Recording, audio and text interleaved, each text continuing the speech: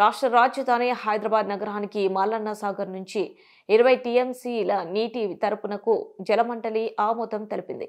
ఈ ఆమోదంపై BRS working president KTR స్పందించారు. కాళేశ్వరంపై కాంగ్రెస్ ప్రభుత్వం ఎంత విషయం చెమ్మినా తెలంగాణ దాహం తీరుస్తుంది.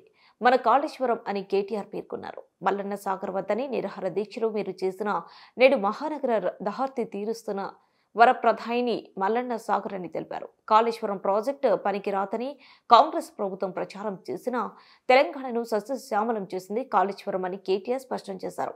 ఇప్పుడైనా చెంపలేసుకొని తెలంగాణ ప్రజలకు క్షమాపణ చెప్పు అని రేవంత్ రెడ్డికి కేటీఆర్ సూచించారు. కాళేశ్వరం కూలిపోయిందని కాకమ్మ కథలు చెప్పావు, 1,00,000 కోట్ల నష్టం వాటిల్లిందని అబద్ధపు ప్రచారాలు చేశావు.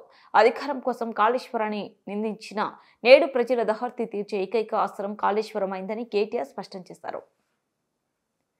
కేసీఆర్ ఆనవాళ్లను లేకుండా చేస్తా అని ఎప్పుడైతే రేవంత్ రెడ్డి చెప్పిండో అప్పుడే రైతులందరూ రాష్ట్రంలో అర్థం చేసుకుని ఉండాలా. దీన్ని కూడా ఖచ్చితంగా మింగేస్తాడు కాంగ్రెస్ పార్టీ, దీన్ని కూడా బొంద పెడుతుంది రైతు బంధును అని. ఇవాళ నేను అడుగుతా ఉన్నా, నేను మన అసెంబ్లీలో కూడా అడిగినా, మళ్ళీ అడుగుతున్నా. రైతు బంధులో 22,000 కోట్లు పక్కదారి మళ్ళీ చెప్పి ఇవాళ బదనాం చేసే ప్రయత్నం చేస్తున్నాం అంత మంచి పథకాన్ని. నేను అడుగుతున్నా, వ్యవసాయ మంత్రి గారు, వ్యవసాయ అధికారులు, అదేవిధంగా రాష్ట్ర ముఖ్యమంత్రి, చెప్పు నువ్వు రేపు క్యాబినెట్లో మొత్తం లిస్టు పెట్టు. ఏ ఊర్లో నువ్వు చెప్పిన 22,000 కోట్లు ఎక్కడ దారి మళ్ళినాయి, అవి ఎవల ఖాతాలో పోయినాయి లిస్టు పెట్టు, ఊరూరికి పెట్టు. ప్రజలు చూస్తారు. మేము అంటున్నాం, ఇది పచ్చి దొంగ మాట.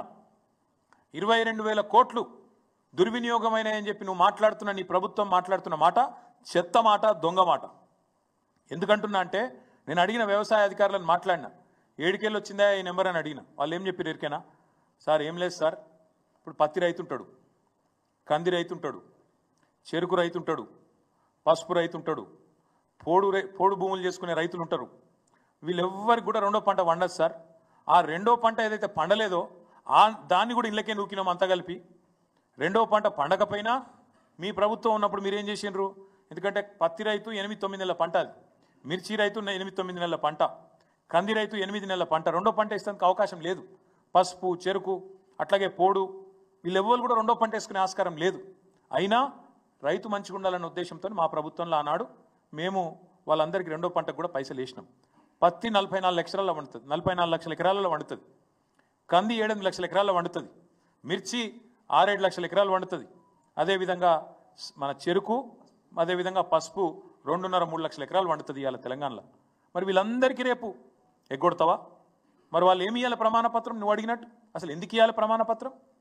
మేము అడుగుతున్నాం. ఇవాళ ఈ లెక్కలన్నీ దాచిపెట్టి ఈ పైసలు ఏవైతే మేము వేసినామో అవన్నీ దుర్వినియోగమైనాయని చెప్పి క్రషర్లకు పోయినాయి, రియల్ ఎస్టేట్కి పోయినాయి, గుట్టలకు పోయినాయి, రాళ్ళు రప్పలకు పోయినాయి అని అడ్డమైన దౌర్భాగ్య భాష ఏదైతే ప్రభుత్వం మాట్లాడుతుందో, ఇది కేవలం రైతు బంధు పథకాన్ని